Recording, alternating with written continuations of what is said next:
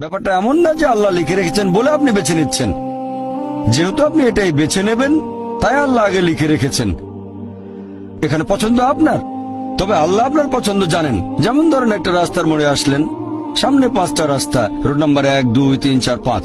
এখানে পছন্দ আপনার, বেছে নিতে পারেন রোড নাম্বার 1, 2, 3, 4, 5। আপনি গেলেন রোড 2-এ। এটা আগে থেকেই লেখা আছে আপনার নিয়তিতে যে আপনি যাবেন 2 নম্বর রোডে। ব্যাপারটা এমন না যে আল্লাহ লিখেছেন বলে আপনি করছেন। যেহেতু আপনি এটাই বেছে নেবেন, তাই আল্লাহ আগে লিখে রেখেছেন। তাহলে পছন্দ আপনার। আপনি চাইলে টাকা উপার্জন করতে পারেন ভালো কাজের মাধ্যমে, হালাল উপায়ে, অথবা পারেন চুরি করে হারাম উপায়ে। পছন্দ আপনার। ধরেন চুরি করলেন, এটা আপনার সিদ্ধান্ত। তবে আল্লাহ আগে থেকে জানেন যে এই লোকটা সহজে টাকা পেতে চায়, তাই চুরি করবে। তাই আল্লাহ আগে লিখে রেখেছেন যে এই লোকটা 25 বছর বয়সে চুরি করবে। এখানে দোষটা কার? দোষ আসলে আপনার। তবে আল্লাহর আছে ইলমে গায়েব, তাই তিনি আগেই লিখে রেখেছেন।